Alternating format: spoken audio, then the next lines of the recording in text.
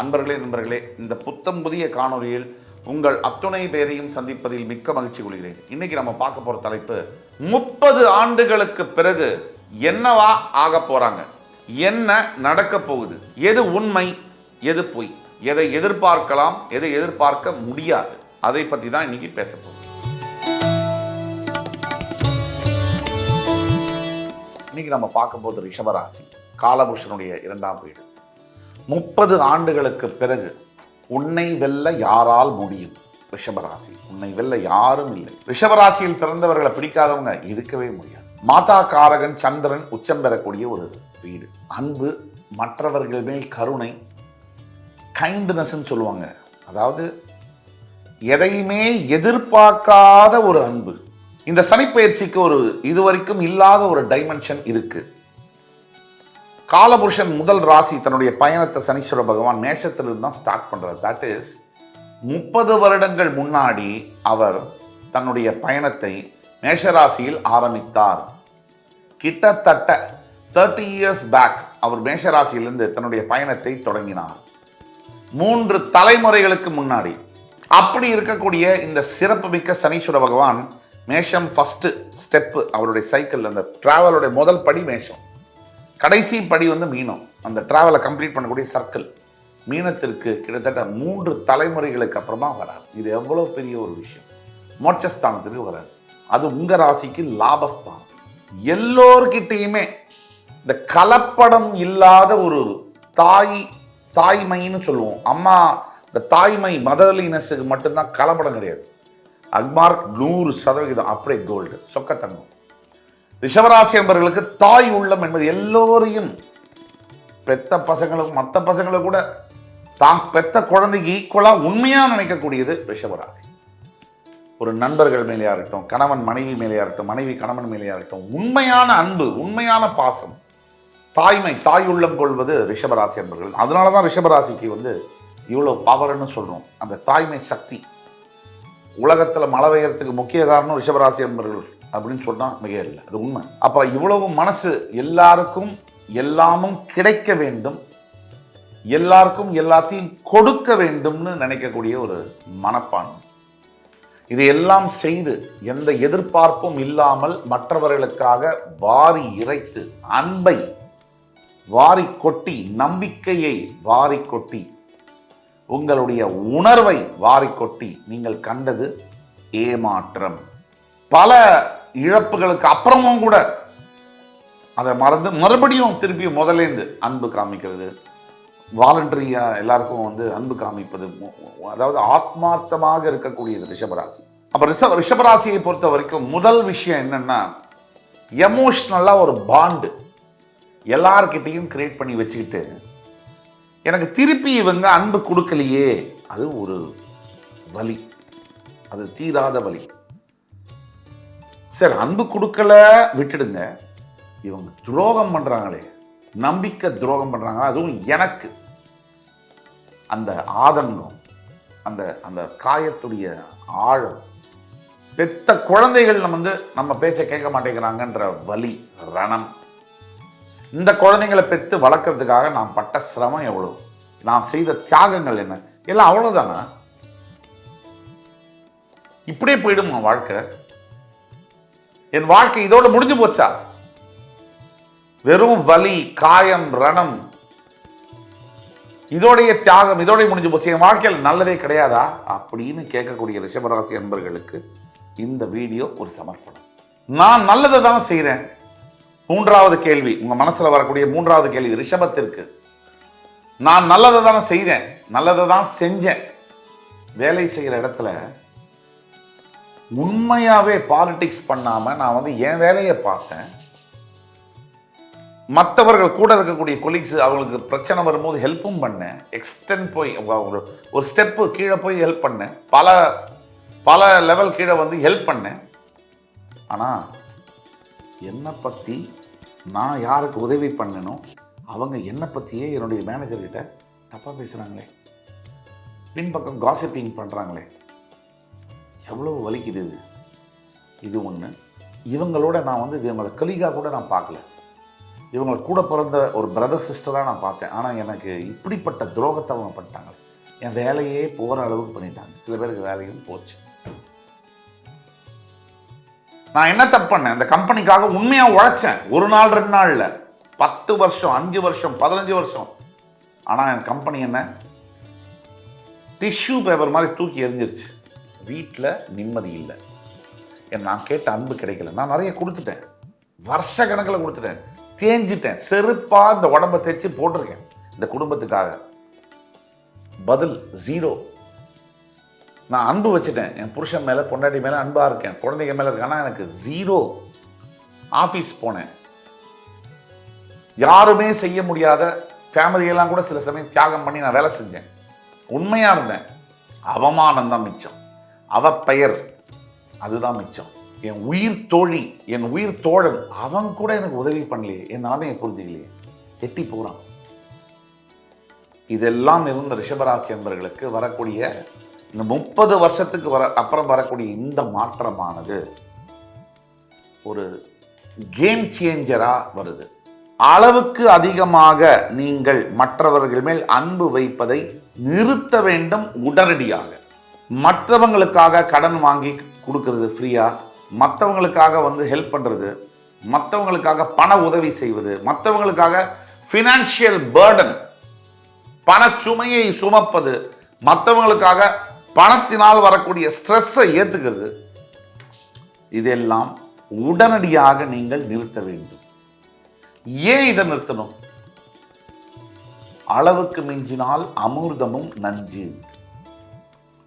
2ஆம் கிளாஸ்ல சொல்லி கொடுத்த பாடம் திருப்பியும் நான் சொல்லிக்கிறேன். அன்பு அளவோடு இருந்தால் ஒரு கோடு போட்டு அந்த கோடுக்குள்ள அவங்களையும் வரவிடாமல் நீங்களும் வராமல் இருந்தீங்கன்னா அது லாங் ஸ்டாண்டிங்க்கு ரொம்ப சேஃப். கொஞ்சம் அந்த எமோஷ்னலாக அப்படி பாண்டாகி உள்ளே போனீங்கன்னா நீங்களும் காலி. உங்களை அவங்க காலி பண்ணுறதுக்கு நீங்கள் இன்விடேஷன் பத்திரிகை வச்சு அவங்களுக்கு கொடுக்குறீங்கன்னு அர்த்தம். இதுதான் இன்றைய உலகம். You got to be in sync with reality. நிதர்சன உண்மையோடு நீங்கள் எப்பவும் இணைந்து பயணிக்க வேண்டும் வாழ்க்கையில். வேலையை செய்கிற கம்பெனியில் நீங்கள் வேலை செய்கிறீங்க, எல்லாரும் உண்மையாக உழைக்க வேண்டும், அது இது ஃபிலாசபிலாம். அப்படியே என்னை காயப்படுத்திட்டு என் பர்த்டே பார்ட்டி, என்னோட மேரேஜஸ், ரிலேஷன்ஸோடது, அப்பா அம்மா ஃபங்க்ஷனு, அதையெல்லாம் விட்டு சில பேர் வேலை செய்வாங்க. I have to go for the கம்பெனியா, ஐ ஹாவ் ஒர்க். நீ ஒரு மண்ணாங்கட்டியும் கிடையாது. அந்த கம்பெனி ஒன்று ரசத்தில் போடுற புளி மாதிரி தூக்கி போட்டுருவான். பெருசாக நான் ப்ரமோஷன் வாங்க போகிறேன், அது பண்ண போகிறேன், இது பண்ண போகிறேன், எனக்கு அப்படியே கம்பெனி எவ்வளோ பெரிய கம்பெனி தெரியுமா, எவ்வளோ பெரிய பொசிஷன் தெரியுமா, இந்த பொசிஷன் இல்லைன்னா அவ்வளோதான் நான். அதெல்லாம் ஒன்றுமே கிடையாது. நீ இல்லைன்னா அடுத்தது அந்த பொசிஷனுக்கு 55 பேர் இருக்கான். இதை விட பெட்டர் பொசிஷன் உனக்கு 55 காத்திருக்கு. அது மறந்துடாதீங்க. எந்த கம்பெனிக்கு நீங்கள் என்ன பொசிஷன் ரோலில் ஒர்க் பண்ணாலும் ரொம்ப ஓவராக அப்படியே அட்டாச் ஆகி அந்த கம்பெனி அந்த வேலை மேலே அப்படியே உயிரை கொடுத்து இதெல்லாம் பண்ணீங்கன்னா ஒரு நாள் உங்கள் இதயம் சுக்கு சுக்காக உடைக்கப்படும். எழுதி வச்சுக்கோங்க. உங்களை முதல்ல நீங்கள் கவனிக்கணும், உங்கள் ஹெல்த்தை, உங்கள் வெல்த்தை. இது சுயநலம் இல்லை, இதுலேயும் ஒரு பொது நலம் இருக்கு. என் வண்டியை நான் கரெக்டாக வச்சாதான் மற்றவங்க மேலே நான் மோதாமல் இருப்பேன். பல பேர் என்ன பண்ணுறாங்கன்னா, தியாகம் பண்ணுறேன், நான் ரொம்ப பெரிய ஆள், நான் எவ்வளோ பெரிய உத்தமன், புண்ணிய ஆத்மா அப்படிலாம் சொல்லிட்டு கண்ணா பின்னான்னு சாக்ரிஃபைஸ் பண்ணிட்டு, அளவுக்கு அதிகமாக சாக்ரிஃபைஸ் பண்ணிட்டு பின்னாடி யாருக்காக சாக்ரிஃபைஸ் பண்ணாலும் அவங்களுடைய சண்டை போட்டுட்டு இருப்பாங்க. அர்த்தமே இருக்காது. ஒன்று கொடுக்கக்கூடாது, கொடுத்தா அதை சொல்லக்கூடாது, சொன்னால் அதை கேட்கக்கூடாது. இது வாழ்க்கையுடைய 3 தம் ரூல்ஸ். கொடுத்ததை கேட்டால் அடுத்தது பகை. இதெல்லாம் நீங்கள் ஃபாலோ பண்ணணும். இப்போ வரக்கூடிய காலகட்டங்கள் என்ன அப்படிங்கிறத பற்றி பேசுவோம். லவ் பண்ணக்கூடிய ரிஷபராசி அன்பர்களுக்கு எக்ஸ்ட்ரீமாக இருக்கு, பெனிஃபிட்டபுளாக உடனே கல்யாணம் நடக்கக்கூடிய யோகம் இருக்கு. கற்பனை வளம் ரிஷபராசி அன்பர்களுக்கு 30 ஆண்டுகள் இல்லாத அளவிற்கு சூப்பராக இருக்கும். கிரியேட்டிவிட்டி, உங்கள் பிரெயின் அட் இட்ஸ் பெஸ்ட் அப்படின்னு சொல்லுவாங்க. உங்கள் மூளை தன்னுடைய உச்சக்கட்ட திறனுடன் செயல்பட போகிறது.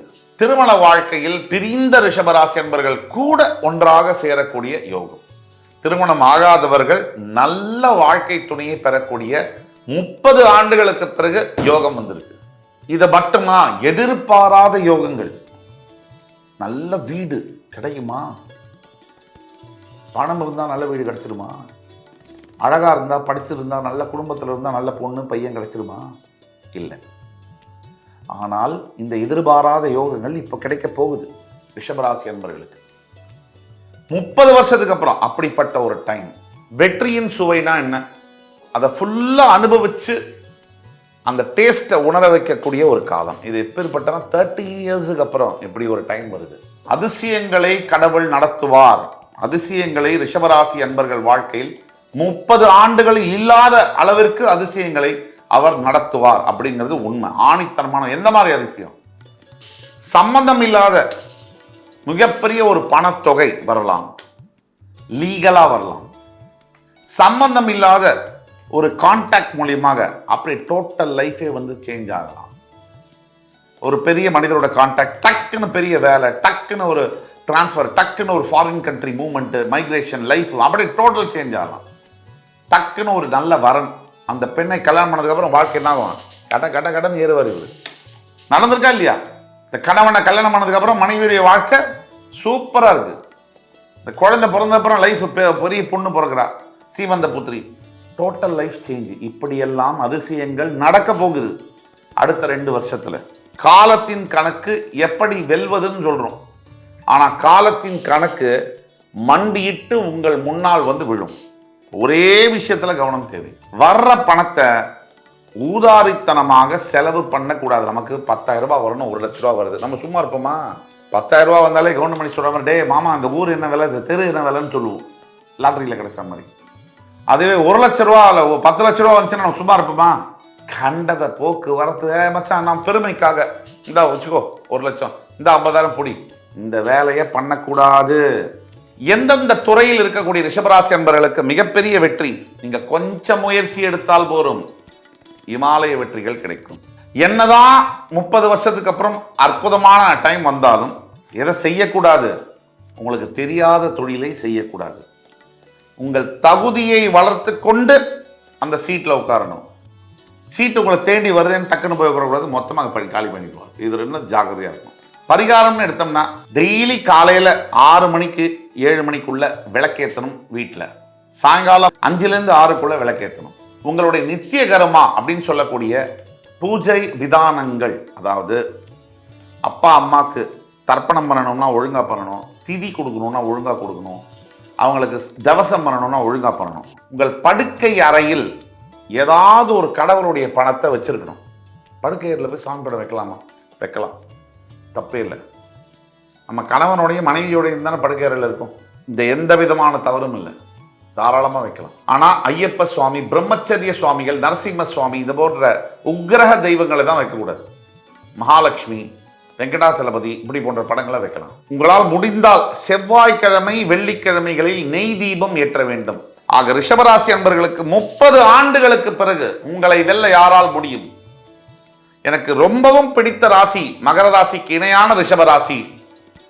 உங்களுடைய வாழ்க்கை இப்பொழுதிலிருந்து மிக பெரிய திருப்பங்களை சந்திக்கவிருக்கிறது. இதுவரை இல்லாத அளவிற்கு 30 ஆண்டுகளுக்கு பிறகு வாழ்க்கை உச்சத்தை எட்டப் போகிறது என்று கூறி அடுத்து வரும் காணொலியில் உங்கள் அத்துணை பேரையும் சந்திக்கும் வரை உங்களிடமிருந்து விடைபெறுவது உங்கள் சுபாஷ் பாலகிருஷ்ணன். நன்றி, வணக்கம், வாழ்க வளமுடன்.